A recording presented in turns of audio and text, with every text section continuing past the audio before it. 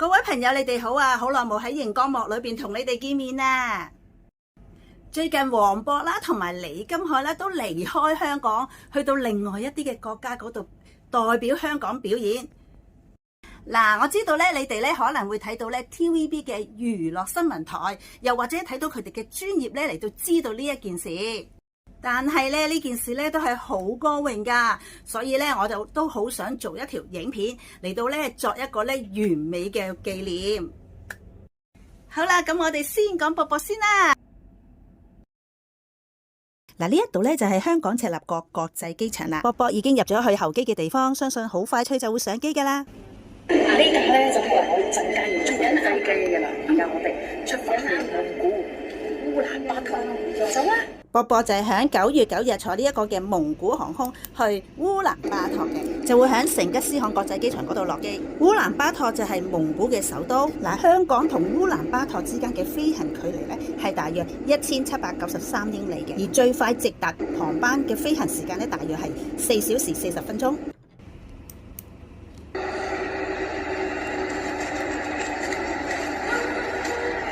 終於到啦！我哋而家到蒙古噶啦，可以見到對面嗰啲哇，啲草原啊，嗰啲 step 啊，好靚，耶！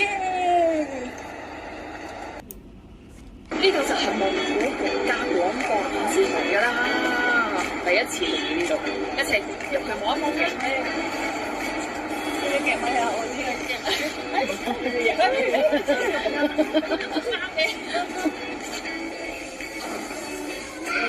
啲人知道咧，佢哋有啲平台啦，大家我哋就入去佢哋嘅專頁啦，入去啦，一齊去簽表演嘅細節，一齊去望下啦。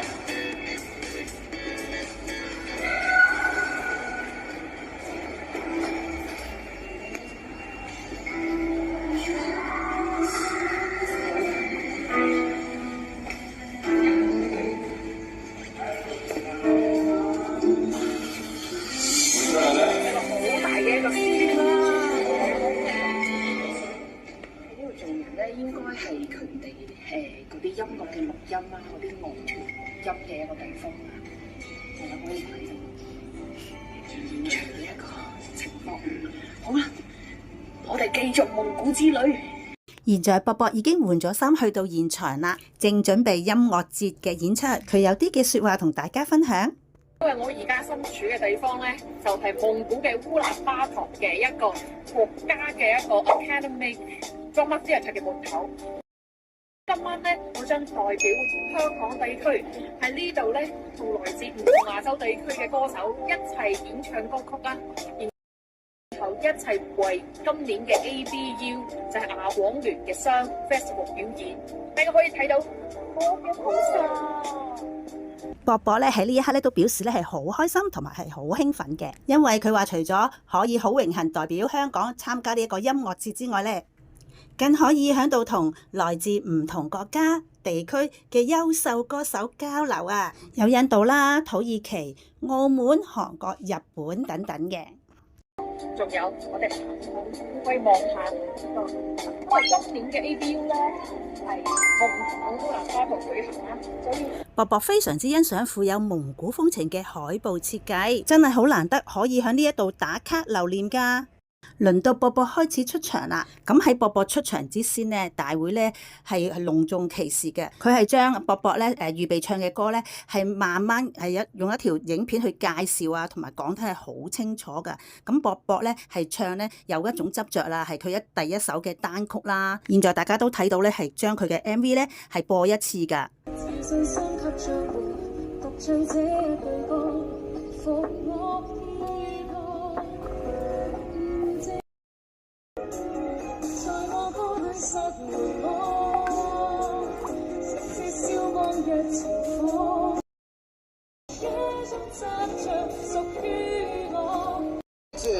Artist Wangbo, producer Joan Tai.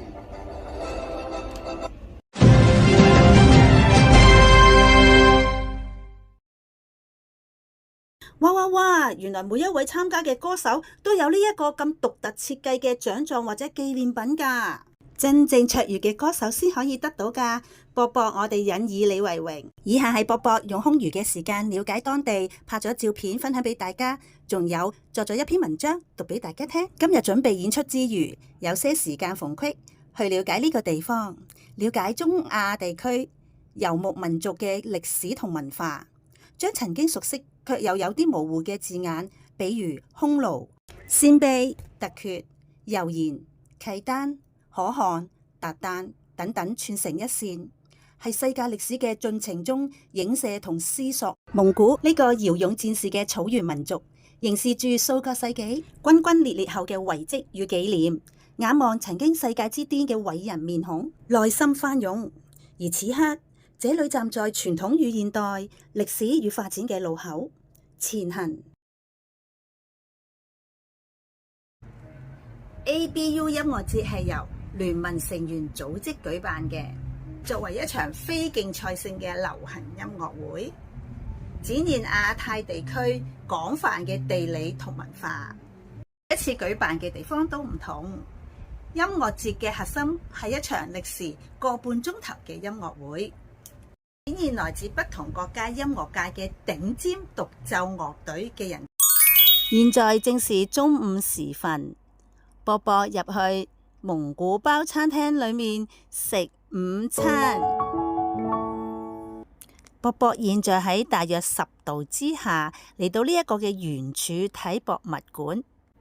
博物館嘅頂有一座非常宏偉嘅成吉思汗銀色像，成吉思汗騎住馬，非常之有大將之風，並且甚為壯觀。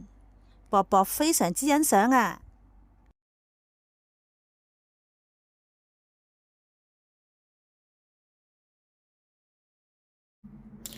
博博咧，佢身處喺呢一個嘅草原咧，就唔知佢係屬於邊一區。咁但係平均嘅高度嚟講咧，都係最多係1000幾米嘅啫。咁戶外咧都係空曠㗎，同埋咧都會食風嘅。但係博博一陣間喺呢度高歌一曲啊！願我的故事如歌，一種景致就算遠遠地亦劃過。任我高飛跌宕，任我怎麼結果，平凡但欣賞。好啦，輪到金海啦。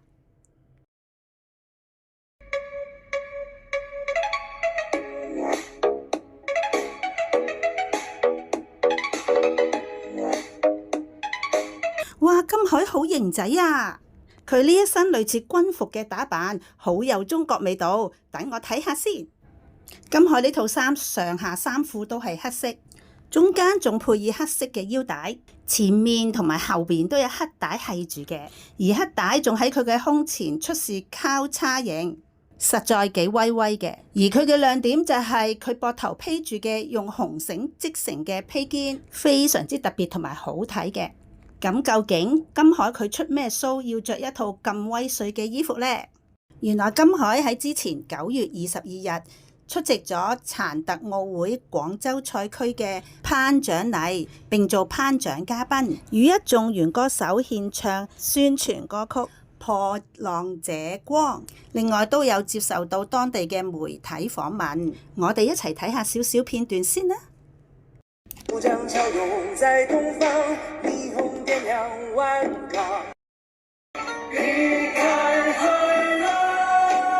金海被訪問嘅時候都表示，佢之前都嚟過呢度參加比賽，但係佢今次嚟到呢一度同大家一齊唱呢一首歌，咁佢嘅感覺咧就好唔同喎。金海喺嗰一刻就好受觸動，特別係嗰一句同心追夢光。以下喺金海嘅專頁裏邊借咗一位鐵粉嘅文章，佢已經係70幾歲㗎啦，佢非常之愛金海㗎，仲好有心機咁樣作咗一篇文章去表揚金海，覺得寫得好好同埋好有意思，大家慢慢聆聽下。金海嘅座右銘就係珍惜今天，不後悔明天，滿滿正能量嘅生命鬥士李金海。佢唔會因為失去雙臂而消極自卑，他反而樂觀面對人生，明知以後生活不易過，但佢都係咬實牙根，披荊斬棘，懷着永不放棄嘅精神，喺工作上邊刻苦磨練。佢能夠用腳在 keyboard 上邊神速咁樣打字，可以處理晒網上嘅信息，仲可以創作搞笑嘅視頻，引粉絲開心。而生活上好多自理嘅能力完全冇問題。佢嘅形象幽默正面，深受無數粉絲嘅支持同埋愛戴。佢嘅歌聲溫暖人心。8月16日，我全家5人都去支持金海演唱會，當中座無虛席，觀眾互動，情緒高漲。金海嘅歌聲舞姿，粉絲深感共鳴。金海最近仲演唱 TVB 劇集《華山論劍》主題曲《爭鋒》，唱功獨特，氣勢澎湃，值得收聽。金海不辭勞苦，為社會發放正能量，已被多間學校邀請演講。9月14日擔任香港殘疾歌唱比賽評判。9月22日為全國殘奧會演唱主題曲。金海受訪問時就話：若然這首歌對大家有鼓勵，這就是我的榮幸。金海嘅正能量人生觀值得大家讚賞同埋學習。金粉們祝願金海繼續發光發熱。大家睇完呢個視頻之後，唔知有咩感受呢？歡迎你哋咧去留言分享。而剛才嗰首殘特奧運廣州賽區宣傳歌曲《破浪者光》呢，已經正式上咗線㗎啦。當中除咗有金海同埋幾位殘疾人士唱之外呢，原來趙俊成都有份主唱㗎喎，仲拍埋 MV 添啊！佢哋兩位喺歌曲嘅當中有 rap 嘅部分，非常之精彩。唔知會唔會有版權問題喎？所以我唔會喺呢度播啦。留意翻我嘅短片啦，你哋都可以上網 search 廣東體育頻道《破浪者光》。多謝大家收睇，下條片再見啦！我係阿傾，中年好好傾，拜拜。